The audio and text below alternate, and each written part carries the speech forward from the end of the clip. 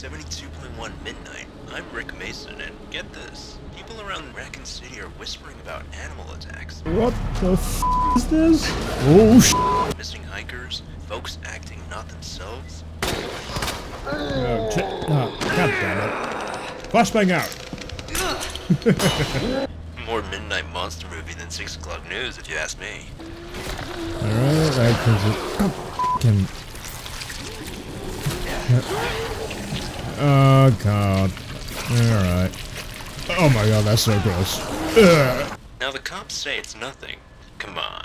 That's Raccoon City, home of the Umbrella Corporation, biggest name in medicine. I can't be the only one reading those conspiracy theories. You mother... And dear listener, if you're asking me, these parts could use a little excitement. Nothing ever happens out here. Anyways, here's Wonderwall. Resident Evil 2. Let me open by stating this is not the one with the vampire mommy. Let's see how special you are. So special. Nor the one where the beefcake punches a boulder. This is the one with DMX in it. Oh, I forgot I did this. Oh my god. The game is beautiful. I was enraptured by the characters in the world, but the opposite is also true, as it does get fuck ugly right quick. It should go without saying that Resident Evil can be a little yuck. Not to yuck other people's yum, but there's more than a handful of scenes that, let's say, you shouldn't be eating while playing. Yep. Don't need to see that. Nope. No, sir. And as if that wasn't enough, the location as a whole is a horror show on its own. The game takes place mostly in and around Raccoon Police Station, which was originally an art museum, which I think is Capcom's excuse for the psychopathic architectural design, as clues, keys, doors, typewriters, and puzzles are riddled everywhere. Who is the psychopath that designed this place? And why is there a hidden elevator underneath the lobby that goes to the sewer? If I give this statue a book, it'll give me a scepter with a jewel, which the jewel can then be used to open a box I found in the interrogation room, which contains an RPD badge. But this badge is special. It's a USB dongle too. A dongle that can be slotted into this computer to open the police department's weapon locker? Excuse me, what? I know the detectives work out of here, but I didn't know they needed to do bloody detective work to open a locker. Okay, I got a little heated. Continuing onwards, to put the survival in survival horror, ammunition is scarce. Here? In the land of the free? No. But zombies here are tenacious. It's not Lawnmower Simulator like Left 4 Dead or World War Z. You will not have the ammo to deal with all of this easily. TLDR, you're too broke to slay. So there were plenty of times where I just said, fuck you, and fuck this.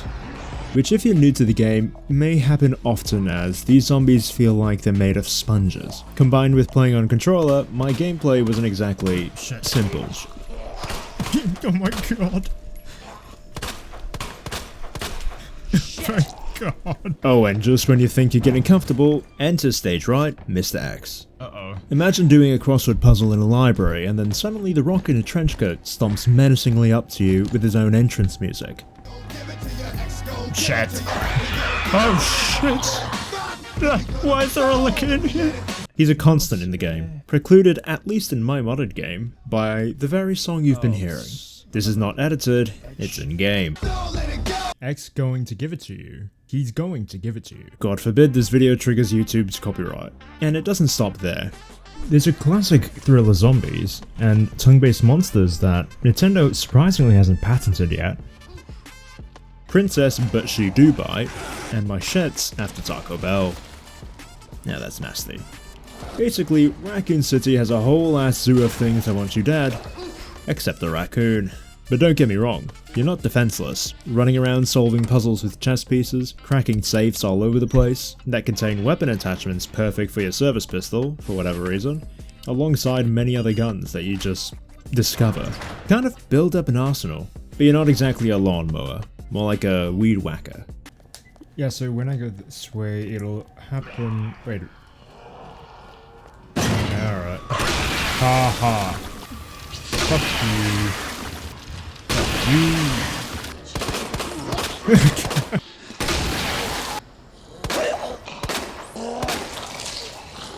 Please die. Knife! Knife! Knife! Knife! Knife! Knife! Knife! Knife! Knife! Knife! Knife! No! No! No!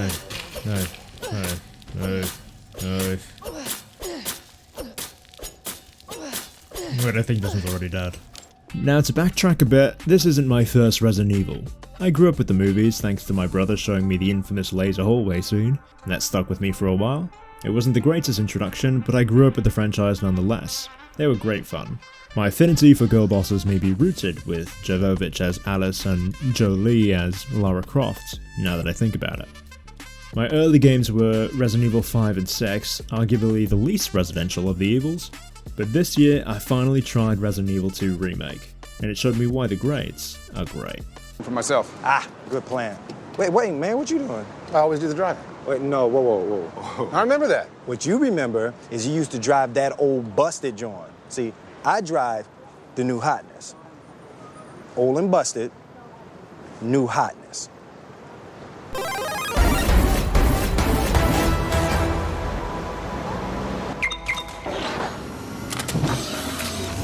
Old busted hotness.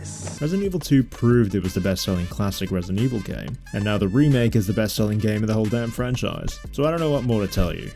Of course we gotta talk about the cast.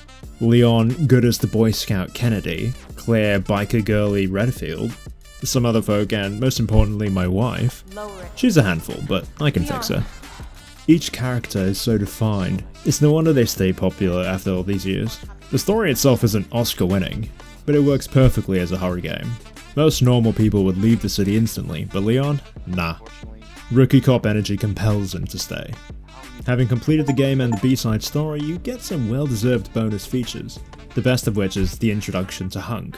You don't need to know anything about him other than the fact that he really wants his extraction point. I'm at point K12. Need info on my extraction.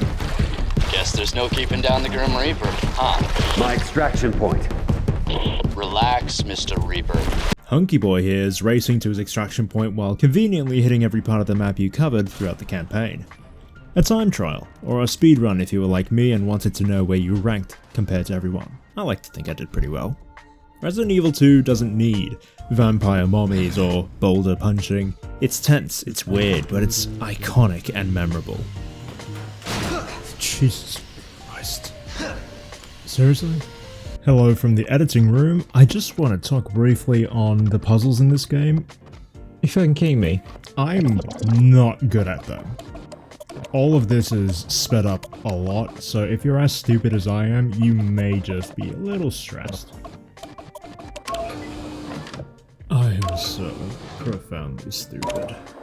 So let's throw it on the critical hit list. If it wasn't clear before, this list is not a bloody Rotten Tomatoes or a Metacritic evaluation. It's my list, and how much I enjoyed it, if I would ever come back to play it again. Like, Inception is an incredible movie. I remember it so clearly even though I've watched it only twice and the last time I did so was almost 13-14 years ago. It's amazing. But I enjoy the shit out of The Martian and Godzilla, and I watch that every year, sometimes every month, and don't judge me. Those movies are just great fun to watch. Resident Evil 2 is a great game. Maybe I'll play it again, but probably not since I've already cleared it. The combat isn't the focus, your survival is. You're not having a blast killing zombies and doing puzzles, but rather unraveling a mystery and moving the story forward. Huh. Well, that's special. Okay, Wesker.